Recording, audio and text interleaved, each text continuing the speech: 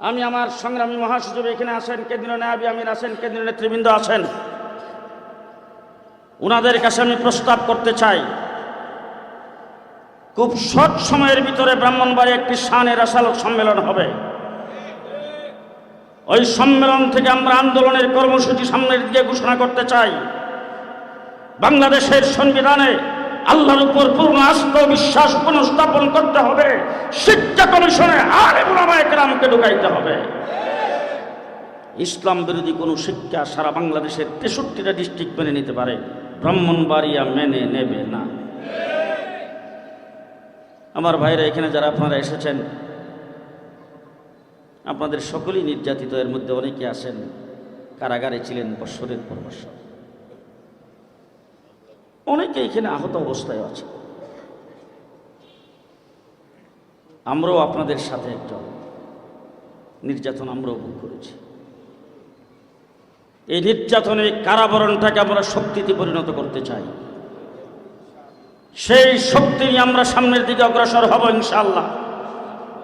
হেফাজতে ইসলাম বাংলাদেশ আল্লামা আহমদ শফি রহমতুল্লাহ আলাই, তখনকার সময় ওনার সমসাময়িক বুজুর্গানে যারা ছিলেন, তারা পরামর্শ করে গঠন করেছেন। সর্বপ্রথম হেফাজত শাপলা চত্বরে রক্ত দিয়েছে। এ রক্ত যে সংগঠনের সাথে লাগানো আছে, সেই সংগঠন আল্লাহর দরবারে কবুল হয়েছে। সেই সংগঠনের মাধ্যমে আমি বলবো, ছাত্রদের আন্দোলন হয়েছে। সেই ছাত্রদের আন্দোলনে হেফাজতে ইসলাম পিছিয়ে নাই, আমরাও 84 জনের মতো শাহাদত বরণ করেছি। হেফাজতে ইসলাম বাংলাদেশ একটি রক্ত মাখা সংগঠনের নাম।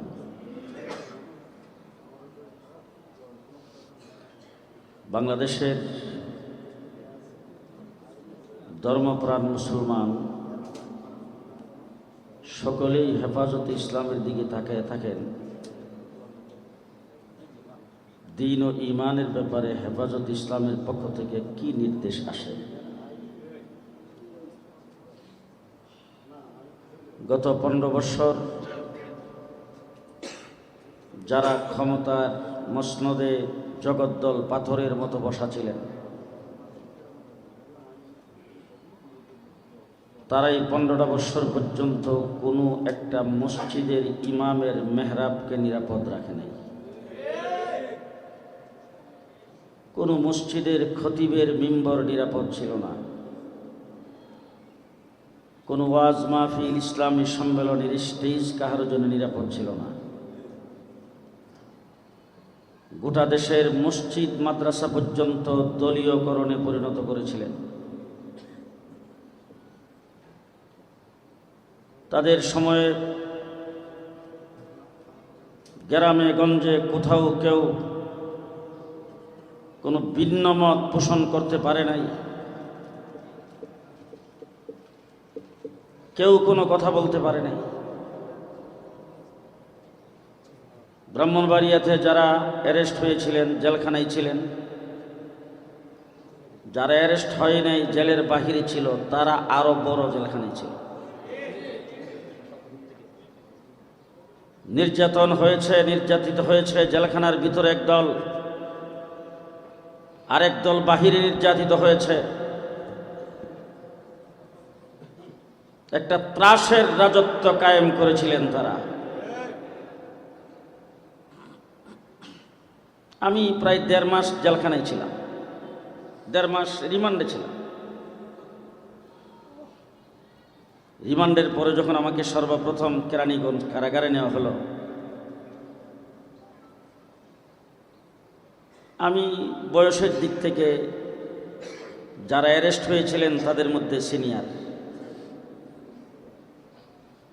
ওখানে হযরত মাওলানা আজিজুল হক ইসলামাবাদী সাহেব, আমাদের মঞ্জুরুল ইসলাম আফিন্দি সাহেব, হযরত মাওলানা খুরশিদ আলম কাসিমি সাহেব, হাবিবুল্লাহ মাহমুদ কাসিমি সাহেব, এই ধরনের বড় বড় উলামায়ে কেরাম, মুহাদ্দিসিনে কেরাম, মুফাসসিরিনে কেরাম সেই জেলখানার ভিতরে ছিলেন। কেরানীগঞ্জ কারাগারে যেই ওয়ার্ডের মধ্যে আমাকে নেওয়া হয়েছে, সেই ওয়ার্ডের মধ্যে প্রায় 60 থেকে 70 জন। বেশির চাইতে বেশি এখানে 30 জনের মতো থাকতে পারে। সেই জায়গার মধ্যে 60-70 জনকে ঢোকানো হয়েছে। আমি যেহেতু অনেক দিন পর্যন্ত রিমান্ডে ছিলাম, ওনারা জেলখানায় বসে, আর রিমান্ডের মধ্যে ওনারা যখন ছিলেন, পর্যায়ক্রমে অনেকেই ছিলেন, ওনারা দেখেছেন যে আমার উপর কি পরিমাণ রাত্র দিন 24 ঘন্টা জিজ্ঞাসাবাদের নামে কি পরিমাণ টর্চারিং আমার উপর করা হয়েছে। তো ওনারা জেলখানায় বসে বসে আমার জন্য খুব দোয়া করতেছিলেন। আমাকে দেখা মাত্র সবাই হু করে কান্না শুরু করে দিয়েছে। আমি তখন সকলকে থামায় একটা কথা বলেছিলাম যে আপনারা নির্যাতিত হচ্ছেন, কারা প্রকোষ্ঠে আপনারা অত্যন্ত কষ্টে আছেন, তবে আমি একটি ভবিষ্যৎবাণী করতে চাই, এমন একদিন আসবে নাতি লজ্জাই বলবে না দাদা আওয়ামী লীগ করত।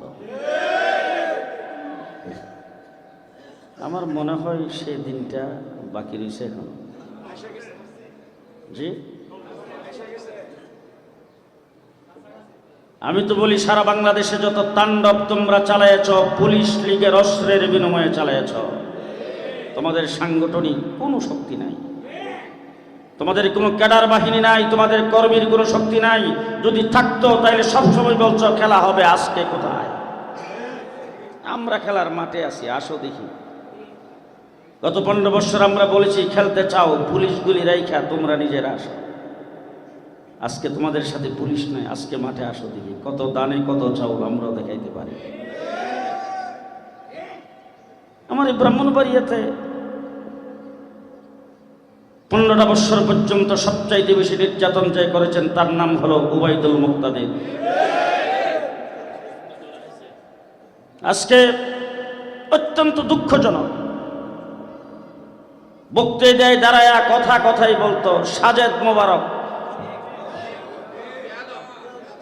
আমি তখন ব্রাহ্মণবাড়িয়ার এক মাহফিলে বলেছিলাম, তোর মতো ব্যক্তি সাজেদুর রহমান সাহেব আর মোবারকুল্লাহ সাহেবের নাম উচ্চারণ করতে কুশল করে পাক পবিত্র হয়ে এসে উচ্চারণ করা দরকার। আজকে ধরা খাইছে আপনারা বলতে চাই, আমি বলবো ধরা খাইছে ঠিক, কিন্তু যদি আবার মামার বাড়ির মতো হয় সেটা যেন না হয়। ব্রাহ্মণবাড়িয়ার 15 জন মুক্তাদির 15 জনকে হত্যা করেছে পাখির মতো গুলি করে। মুক্তাদিরের নির্দেশে হাফেজ মাসউদকে ছাদের উপর থেকে ফেলে তাকে হত্যা করা হয়েছে। মুক্তাদির বক্তৃতায় বলছিল মাদ্রাসা দখল করতে তার মুহূর্তের ব্যাপার।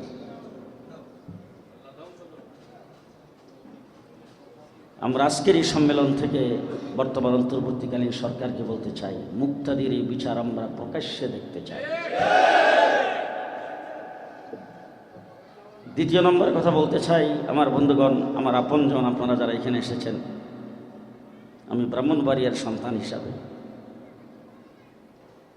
হযরত ফখরে বাঙ্গাল রহমতুল্লাহ আলাই, ব্রাহ্মণবাড়িয়ার বড় হুজুর রহমতুল্লাহ আলাই, মুফতি নুরুল্লাহ সাহেব রহমতুল্লাহ আলাই, তখনকার সময়ের সমসাময়িক যে সকল বুজুর্গানে দিন আমাদের আসাদুজ্জাহ কেরাম ছিলেন, বাংলাদেশে যে কোনো দিক থেকে যে কোনো প্ল্যাটফর্ম থেকে ইসলামের উপরে সামান্যতম আক্রমণ আসার সাথে সাথে সর্বপ্রথম প্রতিবাদ ব্রাহ্মণবাড়িয়া থেকে হয়েছে।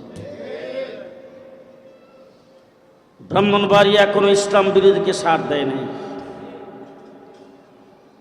আর একমাত্র ব্রাহ্মণবাড়িয়ায় আমি একটা জিনিস দেখেছি, ব্রাহ্মণবাড়িয়ার আপামর জনসাধারণ আলেম ওলামায়ে কেরামের যে বক্তব্য অন্য কোনো ডিস্ট্রিক্ট এরকম দেখি না।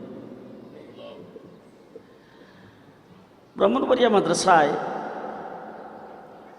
পরীক্ষা, এই ঘটনাটা আবার প্রায়ই মনে পড়ে। ঘটনাচক্রে ওদিন কোন কারণে যেন আমি ব্রাহ্মণবাড়ি আসছিলাম, সকালবেলা 10টার দিকে ব্রাহ্মণবাড়িয়া জামিয়াতে আসলাম।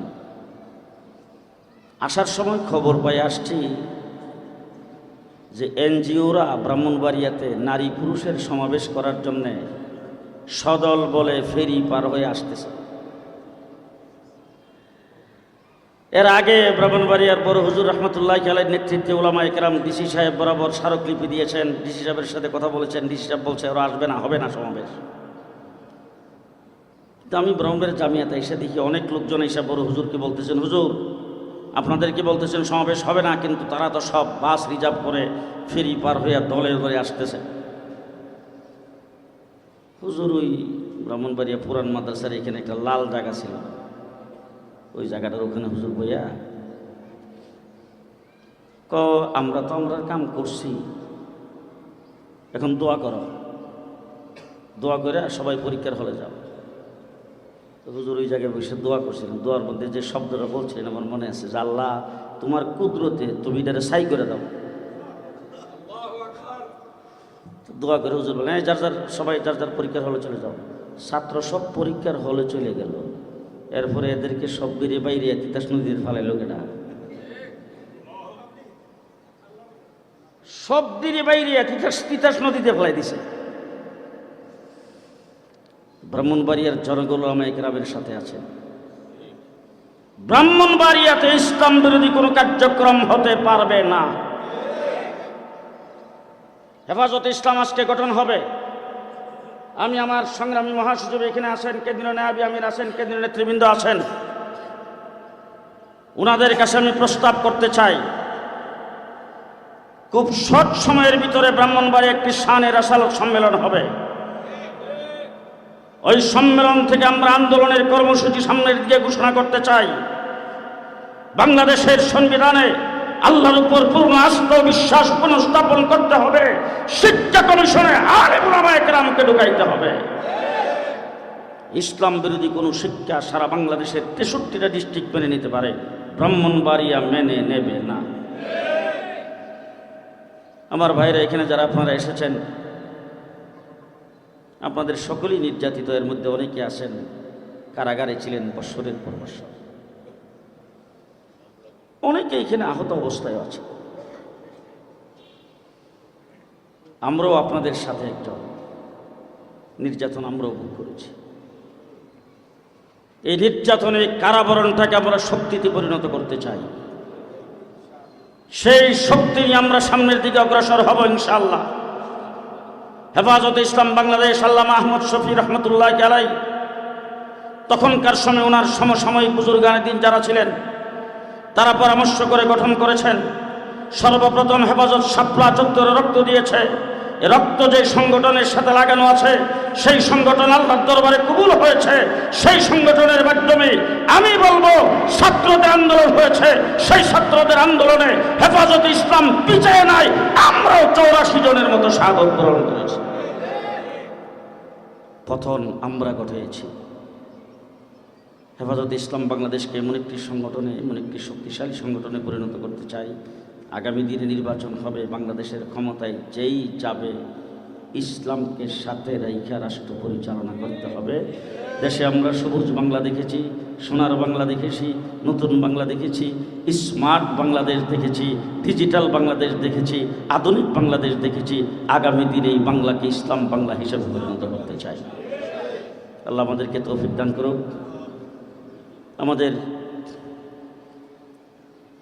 হযরত মাওলানা আজিজুল হক ইসলামাবাদী সাহেব